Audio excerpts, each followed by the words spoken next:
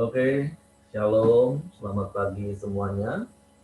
Kita bersyukur, berterima kasih kalau kita boleh ada di hari yang baru lagi di minggu ini, dan kita ada dalam pemeliharaan Tuhan, ada di dalam perlindungan dan penyertaan Tuhan yang ajaib. Kita bersyukur pagi hari ini kita mau datang kepada Tuhan, kita mau menyembah Tuhan. Dalam segala keadaan kita mau belajar bersyukur. Dalam segala keadaan kita mau terus berterima kasih kepada Tuhan. Karena kita percaya Tuhan terus bekerja dalam segala sesuatu untuk mendatangkan kebaikan bagi kita. Sebab itu biarlah Tuhan yang terus menjadi pengharapan kepada kita, dan pengharapan di dalam Tuhan tidak pernah mengecewakan. Bapa, kami bersyukur, kami berterima kasih kepadamu pagi hari ini. Terima kasih buat sepanjang malam tidur nyenyak yang kau berikan bagi kami. Kami boleh tidur di dalam perlindungan-Mu, dan kami percaya Kau menyediakan berkat-berkat-Mu bagi kami, orang-orang yang Kau kasihi pada waktu kami tidur. Dan kami bersyukur pagi hari ini kami boleh bangun dengan kekuatan kesehatan baru yang datang daripada-Mu. Untuk kami boleh menikmati setiap berkat yang Kau sediakan bagi kami sepanjang hari. Sebab itu kami bersyukur kalau kami boleh mengawali hari yang baru lagi dalam hidup kami, di dalam hadirat-Mu Tuhan. Karena sungguh kami percaya bersama-Mu kami akan melakukan perkara yang besar. Bersama-Mu kami boleh terus menikmati pemeliharaan yang sempurna. Nah, kami percaya kuasa-Mu yang tidak terbatas bagi kami. Sebab itu kami mau terus berharap hanya kepada-Mu. Karena kami percaya pengharapan di dalam Engkau tidak pernah mengecewakan. Karena kasih-Mu sempurna bagi kami. Sebab itu biarlah sepanjang hari ini hati kami limpah dengan ucapan syukur. Mulut kami penuh dengan pujian kepadamu. Meninggikan, mengagungkan nama-Mu. Terima kasih Bapa.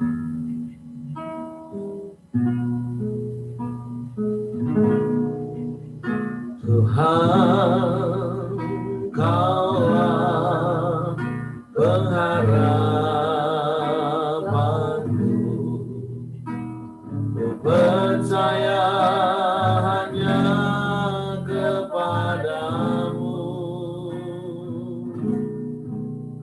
Yesus, Kaulah perlindunganku, Engkau yang selalu ku puji.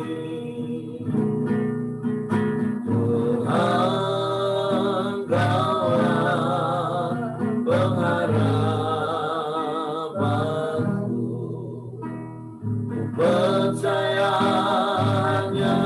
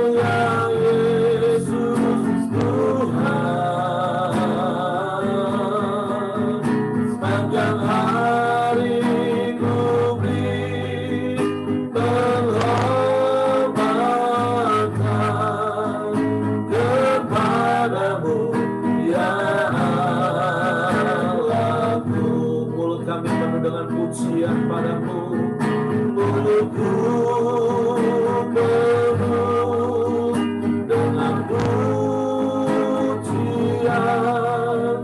kepadamu, ya Yesus Tuhan. Sepanjang hari ku beri penghormatan kepadamu, ya Allahku.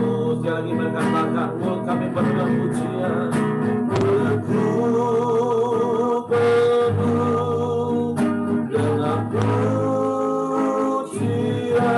amin, kepadamu, ya Yesus Tuhan.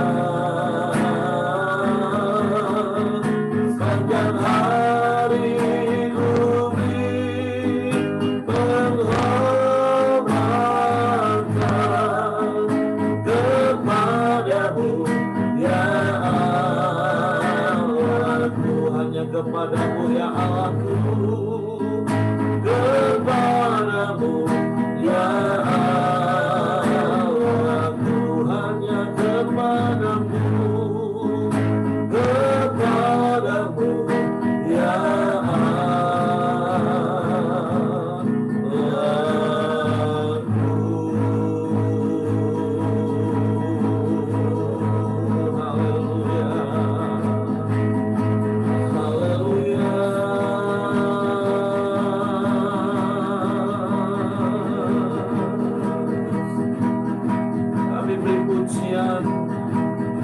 kami berikan hormat kepadamu, ya Allahku.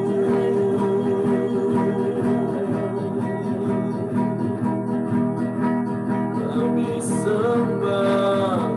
sembah Engkau Yesus Tuhan.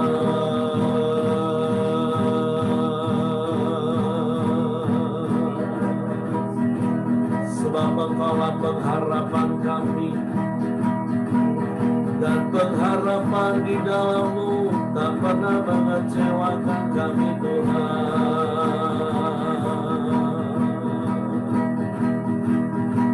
Haleluya.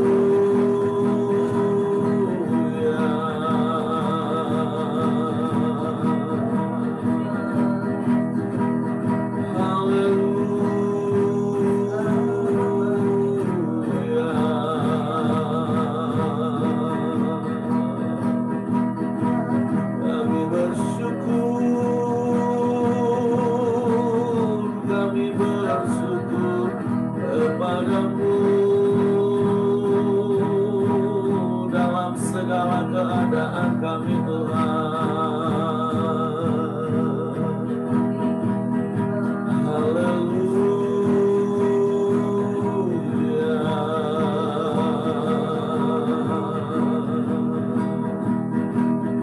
Haleluya.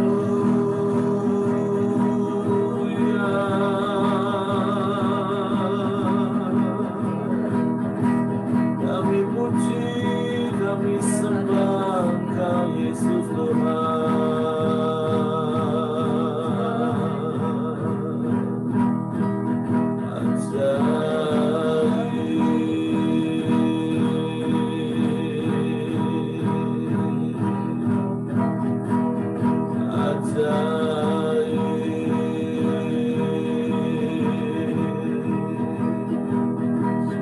Kami sembah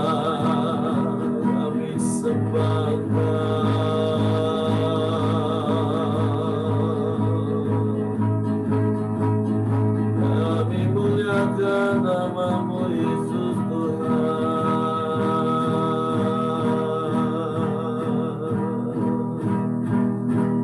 Kami tinggikan nama-Mu, kami muliakan.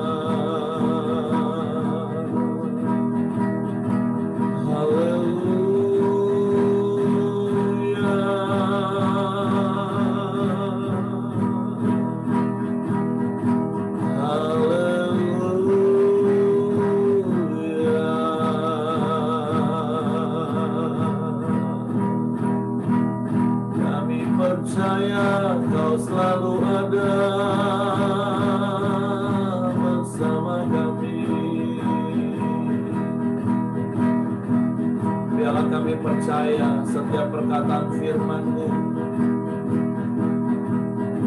sehingga perkataan firman-Mu yang menenangkan hati kami.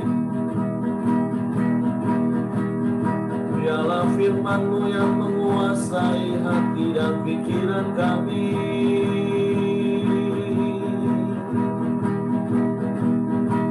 Kau Immanuel, Allah yang beserta kami. Ebenezer, sampai sejauh ini Kau yang menolong kami. Dan Engkau El Shaddai, Allah yang maha besar, yang sanggup melakukan segala perkara. Tiada yang mustahil bagimu, Tuhan.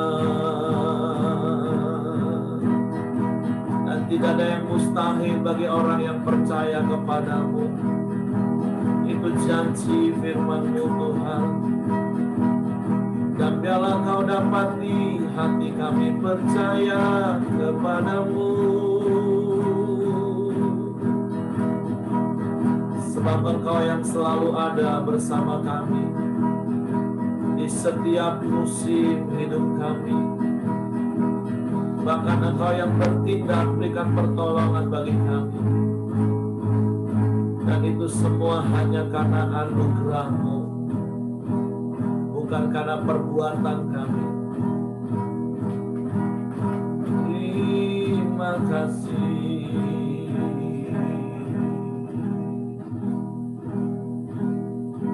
Engkau ada bersamaku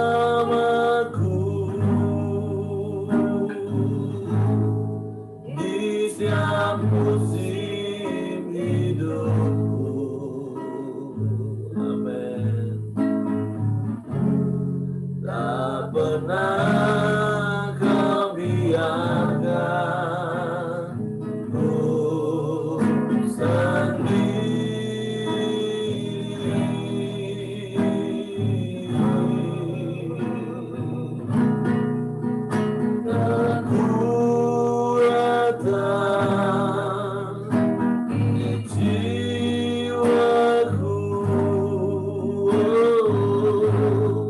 adalah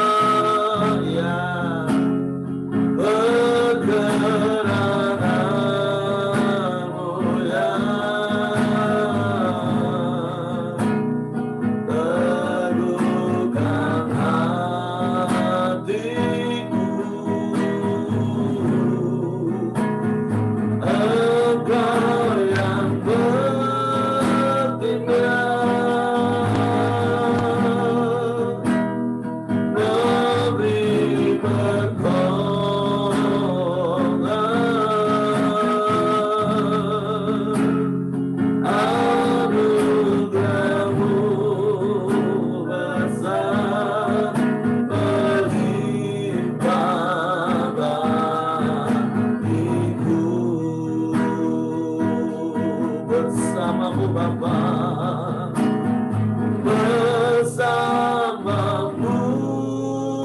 Bapa. Amin, amin, amin.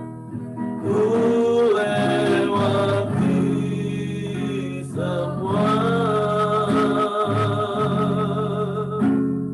perkenananmu ya, teguhkan hatiku. Engkau yang bertindak, ya, memberi pertolongan.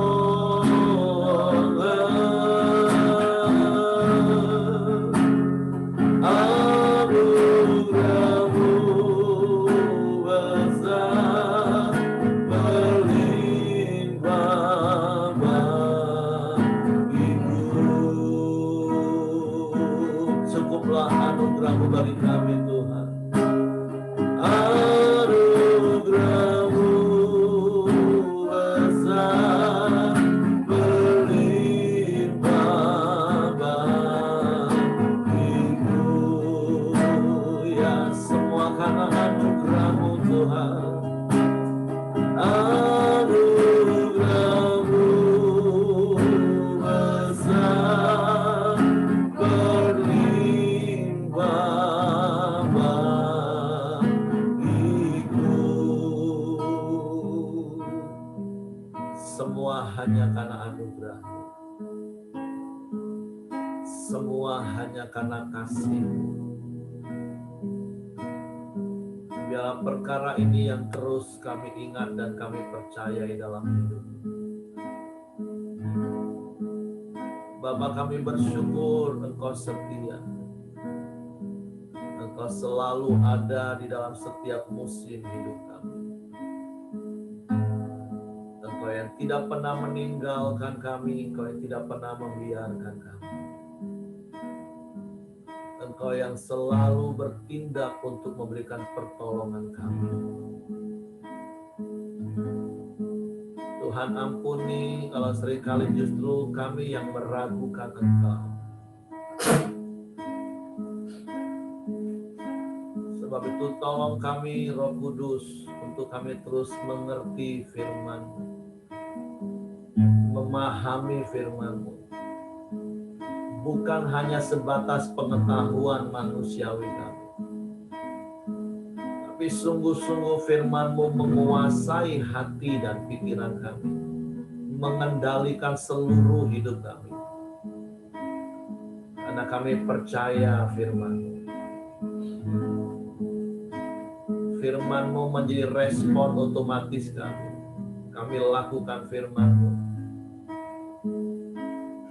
Sebab bukan kehendak kami yang jadi dalam hidup ini, tapi kehendak-Mu yang jadi. Dan kami percaya semua yang terbaik itu datangnya daripada-Mu. Untuk Bapa, kami bersyukur kalau pagi hari ini mengawali lagi hari yang baru. Kami boleh ada bersama-sama di dalam hadirat-Mu. Kami mau terus belajar firman-Mu. Roh Kudus, tolong kami untuk mengerti firman-Mu, memahami firman-Mu, dan kami percaya sungguh kepada firman-Mu, sehingga kami melakukan firman-Mu. Kami mau memiliki pikiran Kristus. Kami mau memiliki pikiran yang sederhana untuk firman-Mu, sehingga kami mudah untuk dibentuk dan percaya pada firman-Mu. Kami tidak mau mengandalkan akal pikiran kami yang sangat terbatas, tapi kami mau percaya kepada-Mu dengan segenap hati kami dan tidak bersandar pada pengertian kami. Kami siapkan hati kami untuk firman-Mu pagi hari ini. Di dalam nama Yesus Tuhan. Haleluya, haleluya, haleluya. Amin. Oke, shalom, selamat pagi semuanya. Kita bersyukur, berterima kasih pada Tuhan. Kalau hari ini kita boleh bangun pagi dengan tubuh yang sehat dan kuat dalam segala keadaan kita, apapun yang sedang terjadi di sekeliling kita, bahkan di dalam hidup kita, tapi biarlah pengharapan kita terus tertuju kepada Tuhan yang setia. Tuhan yang tidak pernah ingkar janji. Yang sering terjadi adalah justru kita yang meragukan janji Tuhan. Tapi biarlah kebenaran-kebenaran firman Tuhan yang kita terima, yang kita renungkan setiap hari, itu menjadi kekuatan yang mengendalikan hidup kita. Biarlah firman Tuhan menjadi sebuah kekuatan yang mengatur setiap langkah hidup kita. Sehingga kita bisa tetap tinggal tenang dalam segala keadaan. Gambaran sederhana yang sering saya gambarkan, pribadi yang tenang itu adalah seperti Yesus waktu di kapal yang sedang dihantam badai, ketika semua orang di sekelilingnya panik, ketakutan karena mengandalkan kekuatan mereka, mengandalkan pengalaman mereka, tapi Yesus bisa tetap tidur dengan nyenyak, dengan tenang. Dan berkali-kali juga saya katakan, tenang dan tenang-tenang saja itu berbeda. Tapi yang kita mau belajar itu adalah benar-benar memiliki hati yang tetap tenang. Karena hanya orang-orang yang hatinya tenang, pikirannya jernih, dia bisa berdoa, ngobrol dengan Tuhan, dan Tuhan akan memberikan arahan-arahan yang jelas atas hidupnya, dan dia tahu langkah-langkah apa yang harus dia ambil. Tapi kalau orang nggak tenang, panik, jangankan berdoa. Mikir itu semakin stres. Nah, tapi kita bersyukur, berterima kasih kepada Tuhan. Kalau pagi hari ini kita boleh ada sebagaimana kita ada, biar dalam segala keadaan kita mau terus tinggal tenang dan percaya, karena itulah letak kekuatan kita, kata firman Tuhan di dalam Yesaya. Dan saya berdoa berharap kita tidak menggenapi bagian terakhir, kalimat terakhir dari ayat itu. Karena Yesaya katakan dalam tinggal tenang dan percaya itulah terletak kekuatanmu, tetapi kamu enggan. Nah itu, saya berharap kita tidak menggenapi bagian terakhirnya. Disuruh percaya, disuruh tenang, kita nggak mau. Tapi kita mau benar-benar belajar tenang dan percaya dalam segala keadaan, dan kita lakukan bagian kita. Kalau itu bukan bagian kita, hal-hal yang uncontrollable, hal-hal yang di luar kendali kita, itu berarti bagian Tuhan. Nggak usah dipikirin caranya, keputusannya seperti apa, itu bagian Tuhan. Tapi bagian-bagian yang dapat kita lakukan di dalam pengharapan kepada Tuhan, itu yang terus kita lakukan. Kita berserah kepada Tuhan, bukan pasrah. Oke, kita buka Alkitab kita di dalam Matius pasalnya yang ke-12, ayatnya yang ke-20 sampai ayat yang ke-21. Ini ayat renungan kita hari ini, sebelum nanti saya singgung renungan kita yang kemarin. Matius pasal 12, ayat yang ke-20 dan 21. Bulu yang patah terkulai tidak akan diputuskannya, dan sumbu yang pudar nyalanya tidak akan dipadamkannya, sampai ia menjadikan hukum itu menang. Daripadanya lah bangsa-bangsa akan berharap. Dan saya percaya ayat ini adalah ayat yang sudah familiar bagi kita, dan ayat ini bicara tentang yang namanya pengharapan. Karena ayat 21 katakan, daripadanya lah bangsa-bangsa akan berharap. Semua bangsa-bangsa berharap kepada Tuhan. Apalagi kita sebagai orang-orang yang mengaku sebagai anaknya. Dan saya percaya kita bukan hanya sekedar mengaku-ngaku anak Tuhan, tapi firman Tuhan katakan setiap orang yang percaya kepada Yesus itu diberi hak untuk menjadi anak-anak Allah. Jadi kalau kita sebagai anak Allah, kita nggak punya pengharapan, wow, diragukan dan dipertanyakan status anak kita. Apakah kita hanya sekedar kita yang mengaku-ngaku jadi anak Allah?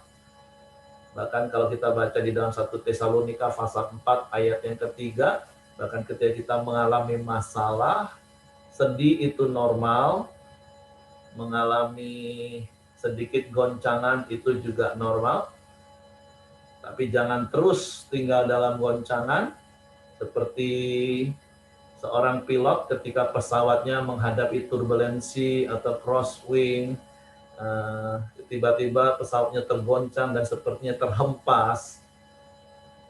Bukan berarti terus pasrah, dilepaskan kendali dan biarkan pesawat itu jatuh, enggak. Tapi dia langsung ada peringatan dari alarm pesawat, pull up, tarik ke atas. Dan pilot harus segera menarik kendali itu untuk menaikkan kembali pesawat.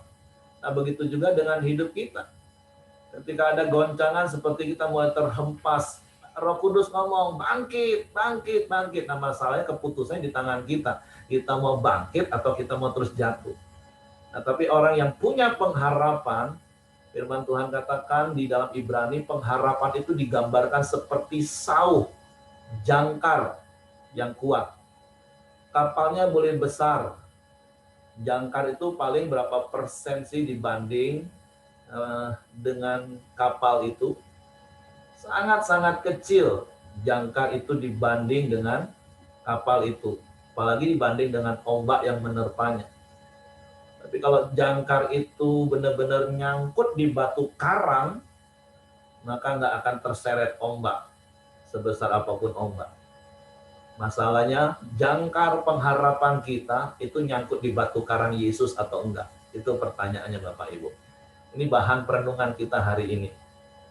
Apakah jangkar, sauh pengharapan kita itu benar-benar nyangkut di Kristus yang adalah batu karang yang teguh? Atau selama ini pengharapan kita nyangkutnya di harta kita? Jangkar pengharapan kita selama ini cuma nyangkut di jabatan kita. Maka kenapa ada begitu banyak orang yang mengalami post-power syndrome? Ketika selesai menjabat, nggak punya jabatan lagi, down dia. Ada begitu orang yang belum kehilangan banyak harta, bukan semua harta, baru sebagian hartanya, hidupnya sudah goncang. Karena jangkar, sauh pengharapannya nyangkutnya cuma di hartanya. Hari ini, biarlah ini perenungan hidup kita. Jangkar pengharapanmu selama ini nyangkutnya di mana? Di batu karang itu Yesus Kristus, atau hanya kepada hal-hal yang fana? Mungkin selama ini pengharapanmu bergantung kepada obat-obatan, suplemen yang kau minum sehingga engkau tetap sehat dan kuat. Tapi ketika engkau terserang sakit sedikit, engkau sudah goyang. Engkau mulai panik dan engkau mulai takut. Maaf, bukan berarti merendahkan posisi dokter, enggak. Ini bicara tentang kitanya ya, jangan salah tangkap Bapak Ibu. Dari tahu ada dokter, dan saya sampai hari ini 7 tahun juga konsumsi obat dokter untuk memaintain tekanan darah saya. Tapi maksud saya ini sikap hati kita, pengharapan kita, karena firman Tuhan katakan sebenarnya bulu yang patah terkulai itu kan sebenarnya sudah nggak ada harapan, sudah terkulai, udah patah. Sebenarnya nggak ada harapan. Kalau Bapak Ibu pernah punya pohon atau dahan apa ya, terus sudah terpatah, apa yang biasanya Bapak Ibu lakukan? Tanggung kan, ditebang kan, karena nggak akan ada harapan hidup. Lambat laun daunnya akan kering. Tapi Yesus katakan dalam kondisi seperti itu pun, dia nggak akan patahkan. Ayat berikutnya katakan, sumbu yang sudah pudar nyalanya, sudah hangus, sudah gosong, minyaknya sudah habis, sudah benar-benar nggak ada apinya lagi yang menyala, itu pun nggak dipadamkan. Nah, itulah gambaran seburuk apapun kondisi keadaan kita. Kita harus masih punya pengharapan kepada Tuhan. Karena orang yang nggak punya pengharapan, waktu hidupnya cuma 4 detik. Saya pernah baca sebuah survei katakan manusia itu bisa hidup tanpa makan tapi masih minum itu selama 40 hari. Ada orang yang bisa nggak makan, nggak minum 4 hari. Maka kita puasa 3 hari, hampir 4 hari nggak makan, nggak minum, tetap bisa hidup dan sehat. Tapi orang-orang hanya bisa bertahan 4 detik tanpa pengharapan. Kemarin di grup alumni kelas 2 soal kitab, ini berarti isinya semua pendeta loh Bapak Ibu. Ada satu teman kami yang sedang terpapar dan sakit, dia keluhkan keadaannya. Cuman kalimat terakhirnya yang miris. Saya bilang, aduh ini udah 25 tahun jadi pendeta, ngadepin sakit seperti ini, ujung kalimatnya dia ngomong, aduh rasanya pengen bunuh diri aja. Saya bilang nih pendeta, aduh ampun. Maaf, ini bukan mau mengecilkan, tapi ternyata jabatan, pangkat, status rohani, dalam tanda kutip, itu nggak jadi jaminan iman dan pengharapan dan kasih kita kepada Tuhan. Tapi pengenalan kita kepada Tuhan, kasih kita kepada Tuhan, itu yang menentukan seberapa kuat pengharapan kita, iman kita. Dan yang kedua, berkali-kali saya katakan tentu kita harus punya komunitas. Karena terkadang begitu kita menghadapi goncangan, siapapun kita bisa down.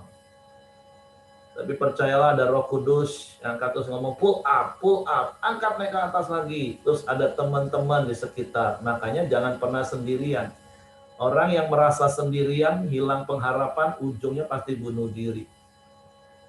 Jadi ketika kita ketemu dengan orang-orang seperti itu, kalaupun saya cerita ini tadi bukan bermaksud untuk merendahkan, bukan. Tapi kita harus menyadari, apalagi hari-hari kan kita sedang bicara tentang kuasa persekutuan. Betapa kita harus membangun persekutuan, bukan cuma perkumpulan. Kita sedang mau belajar sepanjang 6 bulan ke depan, supaya gereja kita, komsel kita, rumah kita, itu bukan cuma sekedar perkumpulan kayak pasar, kayak gedung bioskop. Tempat orang kumpul, tapi nggak ada persekutuan di dalamnya. Nah, tapi orang yang punya persekutuan itu bisa saling menolong. Berkali-kali saya pernah katakan seperti ini, kalau satu hari saya lemah, dan saya sepertinya jatuh, hari itu saya nggak butuh penghakiman, saya nggak butuh penghukuman, dengan komen-komen, waduh pendeta Heri katanya dulu hebat, minta ampun kalau nasihati orang, sekarang atau raso kau. Nah, gereja banyak dalam penghakiman dan penghukuman. Nah, tapi hari itu saya butuh Bapak Ibu datang tepuk-tepuk pundak saya dan kata, Pak, ayo bangkit Pak. Bapak dulu nasihati kami dan kami melewati dan kami menang. Sekarang Bapak juga harus bangkit. Nah, itu yang harus kita bangun Bapak Ibu. Nah, kembali bicara tentang pengharapan. Sekali lagi, hal yang mau saya ajak untuk Bapak Ibu renungkan sepanjang hari ini. Sau pengharapan Bapak Ibu itu nyangkutnya di mana? Di batu karang, itu Yesus, atau di kekuatan jasmanimu, di kekuatan materimu, di kekuatan jabatanmu. Engkau boleh renungkan. Dan harapan saya adalah akhirnya kau menemukan bahwa sau pengharapan setiap kita itu harus ada di dalam batu karang yang teguh, yaitu Yesus. Sehingga apapun keadaan kita terus punya pengharapan. Ada sebuah kisah yang saya sangat suka berbicara tentang pengharapan. Bapak Ibu pernah ingat ketika Samaria dikepung dan mereka mengalami kelaparan yang sangat luar biasa. Maaf, sampai tai merpati saja mahal harganya. Kepala keledai itu mahal harganya. Itu pun kalau ada barangnya. Nah, tapi ketika semua orang hilang pengharapan, ada 4 orang kusta yang hidup di dalam persekutuan, yang saling menguatkan satu dengan yang lain. Saya tahu ketika mereka malam itu komsel, mereka mendapat hikmat pencerahan dari Tuhan, sehingga mereka punya pengharapan. Karena ada, kalau pengharapan itu 100% dibagi jadi 4 dari kisah itu, pengharapan mereka itu cuma tinggal 25%. Mereka ngomong gini, kalau kita tetap duduk-duduk di sini, kita mati. Nah, kalau kita masuk ke kota yang sedang dikepung, toh di situ juga terjadi kelaparan, nggak ada makanan, kita juga mati. Nah, jadi lebih baik kita ke perkemahan tentara Aram yang mengepung. Tapi ada kemungkinan kalau kita masuk ke perkemahan tentara musuh itu, kita juga mati, dibunuh mereka. Tetapi kalau ada kemurahan, nah kita bisa hidup. Jadi persentase pengharapannya tinggal berapa persen Bapak Ibu? 25% harapan hidupnya. Nah di sini kan ada Pak Ramli, ada para dokter. Kalau mau lakukan sebuah operasi atau sebuah tindakan, kalau harapan hidupnya 25% itu gimana? Ketika ditawarkan kepada keluarga, oke, kita akan adakan tindakan Bapak Ibu, tapi harapan hidupnya cuma 25%. Silakan tanda tangan, mau lanjut atau enggak. Berapa banyak orang yang ngadepin situasi seperti itu langsung down. Tapi saya belajar, mau sekecil apapun harapan, go.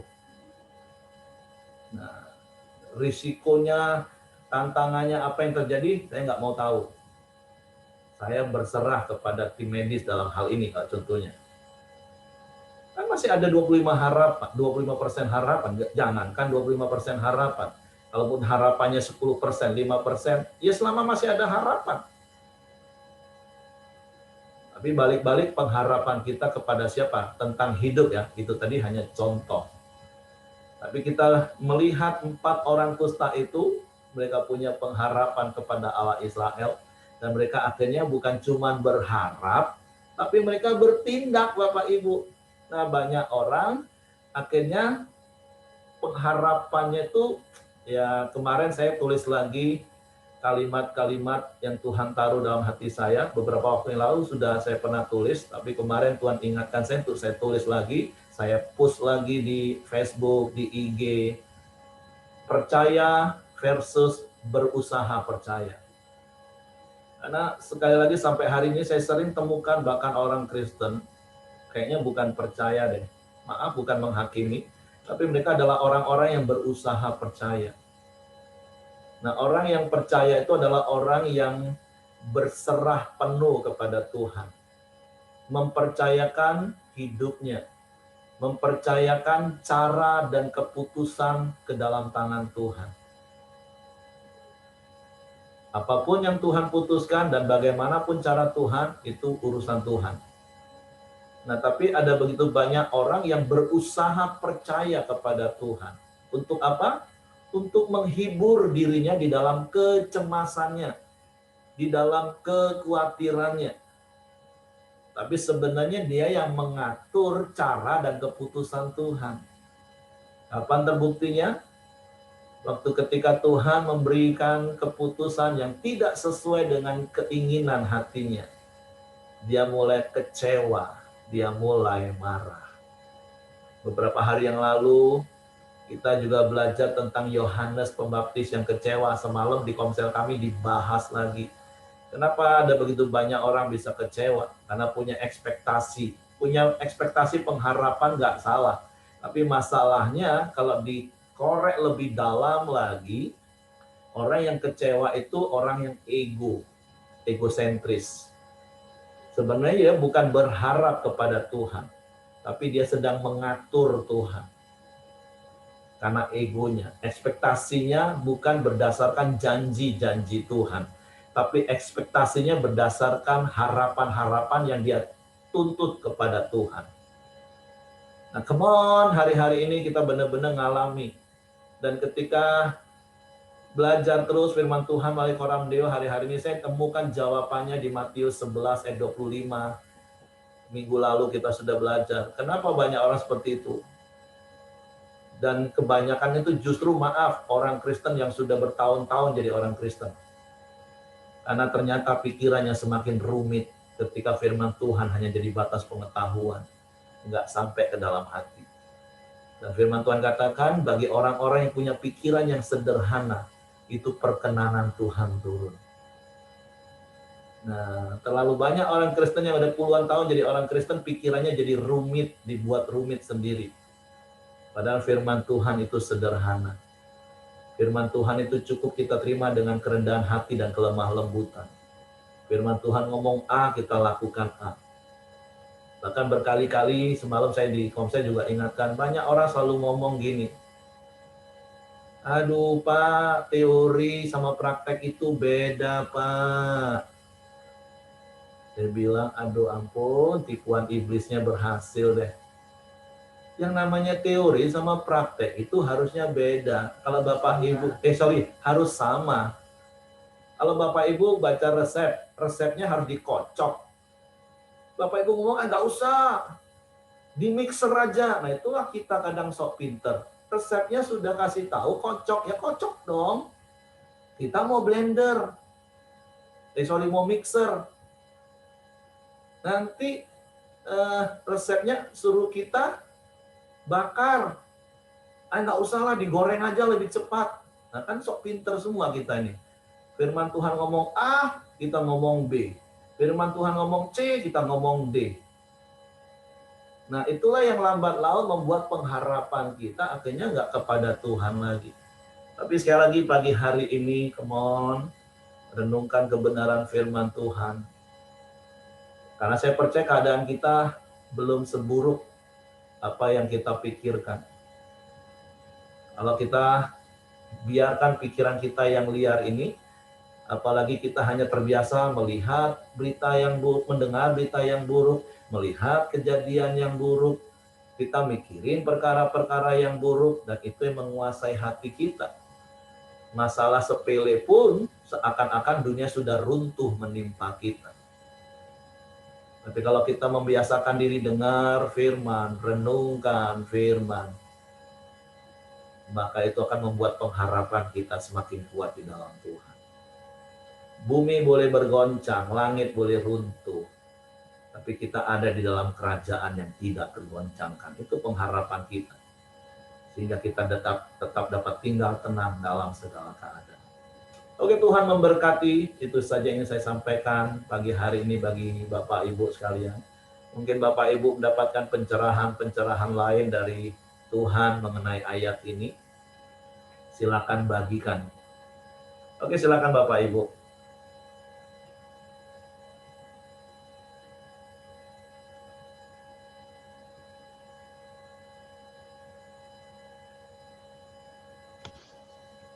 Ya Pak. Yuk, Heng. Seperti biasanya kita sering-sering membaca atau mendengar orang melakukan eksperimen tentang 2 buah tikus yang ditaruh di dalam satu ember gitu Pak. Dan satunya diberikan sama-sama di dalam satu ruangan yang gelap sekali kan. Satu tikus di dalam ruangan yang gelap dan satu tikus di ruangan yang gelap. Tapi yang satu tikus ini diberikan cahaya sedikit Pak. Dan itu beberapa saat tikus yang gelap sekali itu dia mati. Tapi tikus yang mendapat cahaya sedikit itu dia tetap bertahan hidup. Nah, jadi pagi hari ini memang kita tuh butuh sebuah cahaya, Pak. Itulah pengharapan kita. Dan hidup kita tuh ada roh Tuhan yang di dalam kita tuh yang selalu menyinari kita tuh, itulah pengharapan kita. Dan dulu gini, aku kan hidup dalam kegelapan yang cukup gelap. Tapi pada saat aku percaya ada roh Tuhan di dalam hidup aku tuh yang menyinari aku tuh, yang terus membawa aku langkah aku tuh menuju ke cahaya itu, dan akhirnya aku pun bisa lepas. Dan pagi hari ini ada firman Tuhan di Matius 11 ayat 28 yang selalu mengingatkan kita semua. Saya bacakan. Marilah kepadaku semua yang letih lesu dan yang berbeban berat. Aku akan memberikan kelegaan kepadamu. Jadi pagi hari ini hanya di dalam Tuhan, hanya ada Roh Kuduslah yang akan menyinari kita, yang terus membawa kita ke pengharapan kita, membawa kepada menuju kepada suatu kemenangan, kesembuhan, kelepasan.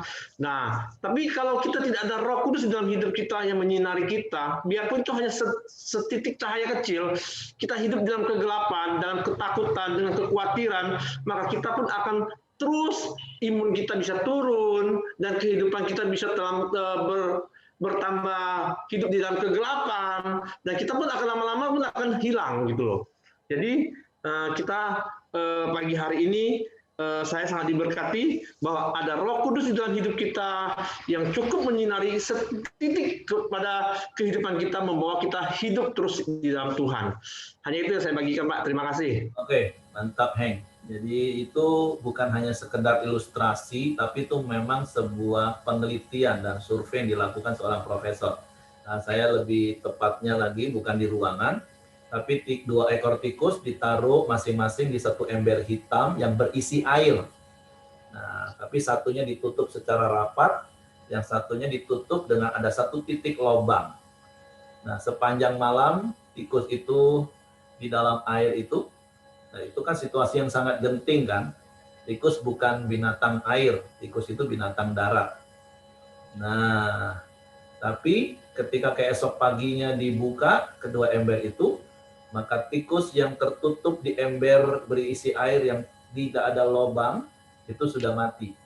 Sementara tikus yang ada di dalam ember berisi air yang ada setitik cahaya itu masih hidup, bahkan dia masih berusaha walaupun mungkin sudah lemes. Nah, begitulah dengan hidup kita. Jadi selalu ada harapan di dalam Tuhan. Tapi sekali lagi, pengharapan kita itu nyangkutnya di Yesus atau di perkara dunia yang rapuh. Tapi biarlah pagi hari ini pengharapan kita itu benar-benar seperti sauh yang nyangkut di batu karang yang teguh. Mungkin sekali lagi ombak sedang menerpa perahu hidup kita, menerpa perahu bisnis kita. Kita bisa tetap tinggal tenang, percaya, dan kita bisa berdoa dan mendengar arahan Tuhan. Dan berkali-kali saya selalu ngomong, kalau lagi galau jangan minta saya untuk mendoakan Bapak Ibu jadi tenang. Saya nggak akan pernah doakan karena itu tidak alkitabiah. Tapi Bapak Ibu harus tenang karena percaya supaya bisa berdoa. Ya ngapain saya berdoa tumpang tangan, tumpang kaki, tumpang tindih. Habis itu Bapak Ibu juga galau lagi. Lebih baik duduk tenang di bawah kaki Tuhan, doa. Nah, tapi kalau mau ajak sama-sama berdoa untuk sama-sama kuat, nah boleh. Tapi kalau minta didoakan supaya tenang, maaf. Itu salah satu permintaan yang akan selalu saya tolak Bapak Ibu. Karena tidak alkitabiah. Oke, mungkin itu saja yang kita mau belajar pagi hari ini. Kita mau terus berharap kepada Tuhan, mau sekecil apapun harapannya. Kita mau terus berharap. Oke, saya serahkan selanjutnya untuk kita berdoa. Yuk, silakan Bu Cecia.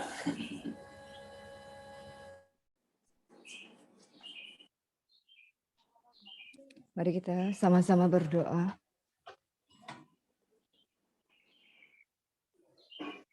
Bapa di dalam surga, sekali lagi kami berterima kasih untuk hari-hari yang Tuhan berikan kepada kami. Itu hari-hari yang penuh pengharapan. Walaupun di dalam keadaan kami yang sulit. Tapi ayat firman Tuhan yang terus menenangkan kami. Bahwa Engkau ada bersama dengan kami. Walaupun berkali-kali kami ragu dengan Engkau ya Tuhan. Tapi firman-Mu yang indah.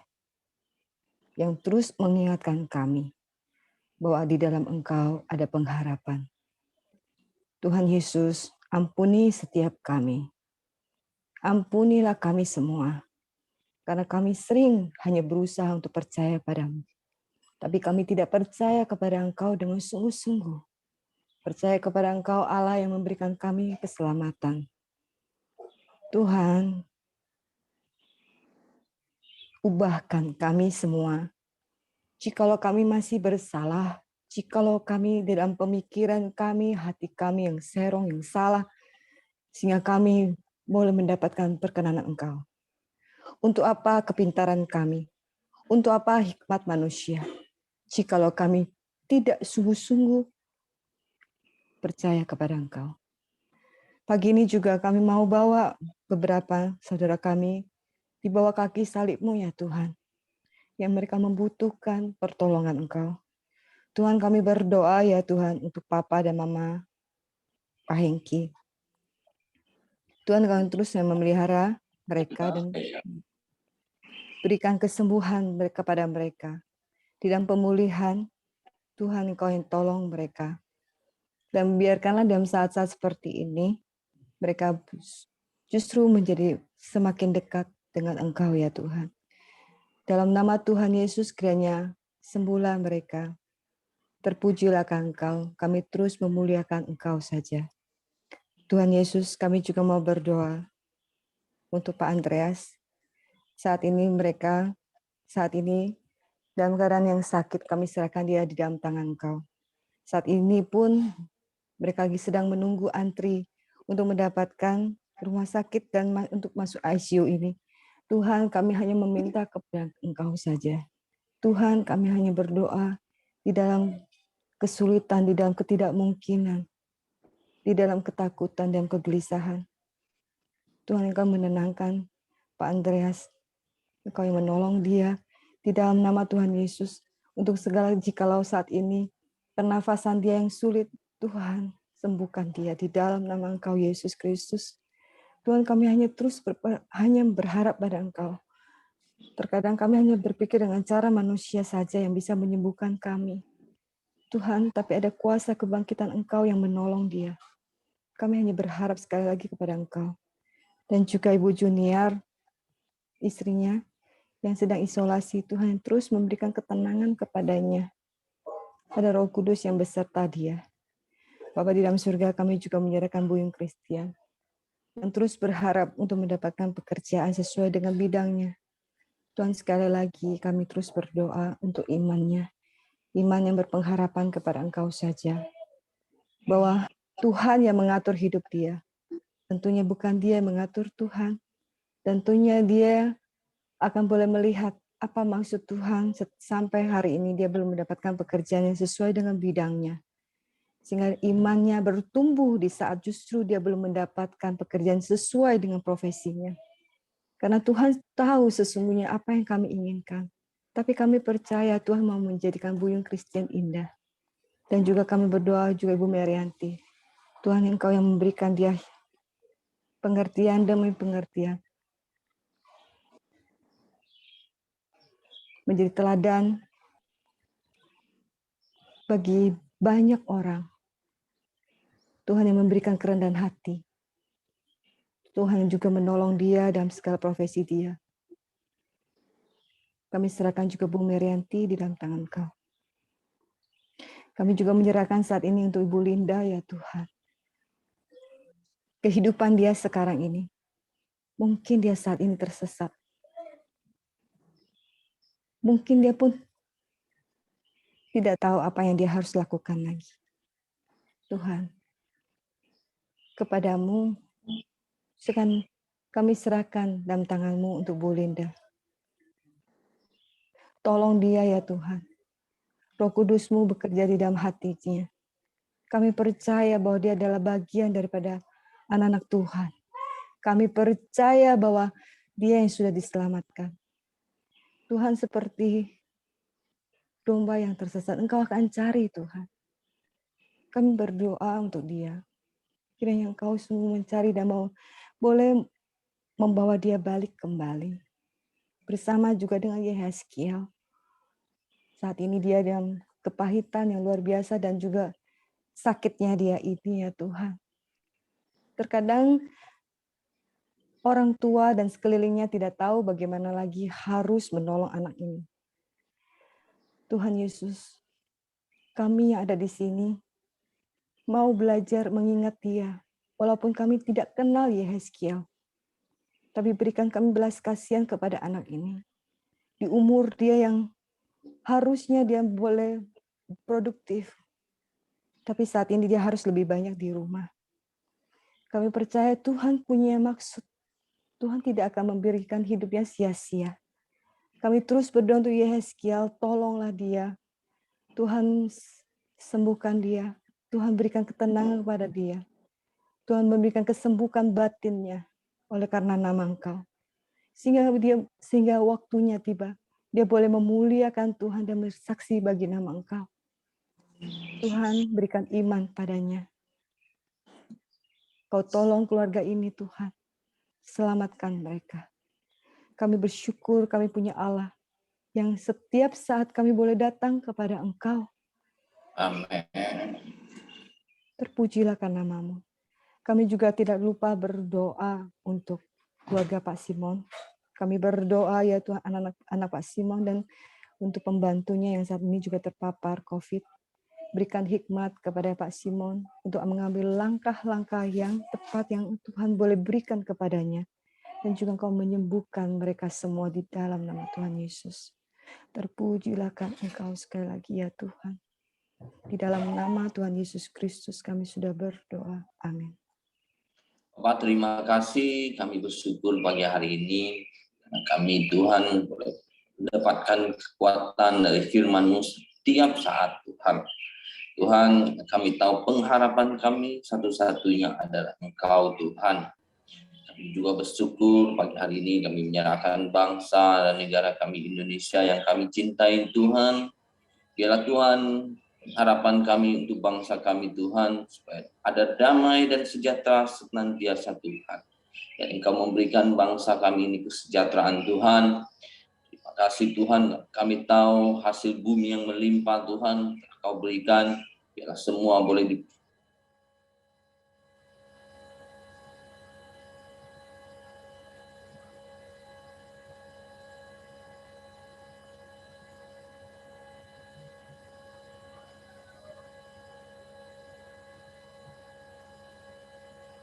Oke, mungkin ada kendala di tempat Pak Joni.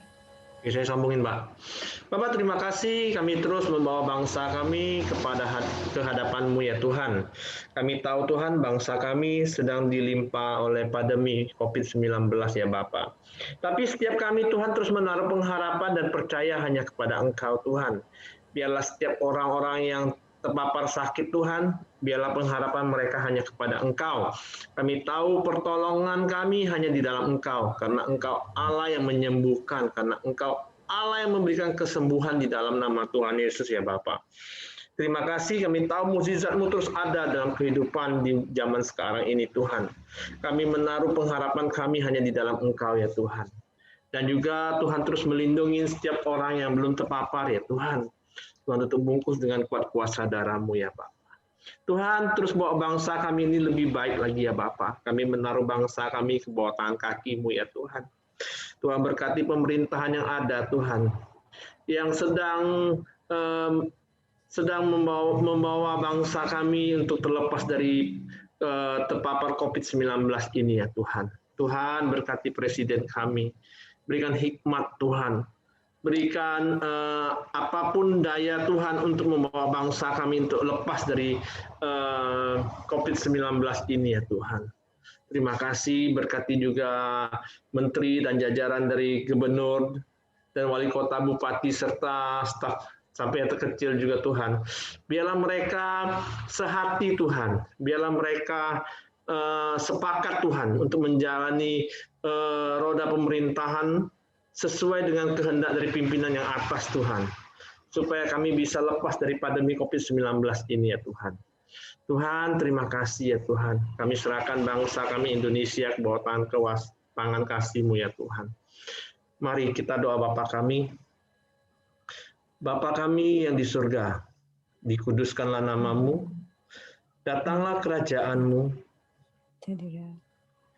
jadilah kehendak-Mu di bumi seperti di surga. Berikanlah kami pada hari ini makanan kami yang secukupnya. Dan ampunilah kami akan kesalahan kami, seperti kami juga mengampuni orang yang bersalah kepada kami. Dan janganlah membawa kami ke dalam pencobaan, tetapi lepaskanlah kami daripada yang jahat. Karena Engkau yang punya kerajaan dan kuasa dan kemuliaan sampai selama-lamanya. Amin. Pak Ramli, silakan tutup dalam doa, Pak. Bapak, tidak lupa juga di akhir doa ini Kami mengucap syukur yang sebesar-besarnya, setinggi-tingginya kepada Engkau, Allah yang berkuasa, Allah yang telah bekerja membawa kesembuhan pada setiap orang, setiap anak-anak-Mu yang sudah sembuh dari COVID-19 ini. Kami bersyukur semua karena kuasa-Mu, semua karena karya-Mu, semua karena kemuliaan-Mu Tuhan. Terima kasih Tuhan, terpujilah nama-Mu Tuhan. Sebentar kami akan kembali beraktivitas. Biarlah pada hari ini kami terus memegang pengharapan. Kami tidak akan melepaskan pengharapan kami Tuhan. Hanya kepadamu Tuhan. Kami percaya ketika kami berharap, kami menjadi kuat dan kami juga pasti bertindak Tuhan. Berkati setiap aktivitas kami, berkati pekerjaan kami, bisnis kami Tuhan, berkati pelayanan kami, apapun yang kami kerjakan. Biarlah Tuhan semuanya di dalam kuasa dan perlindungan Tuhan.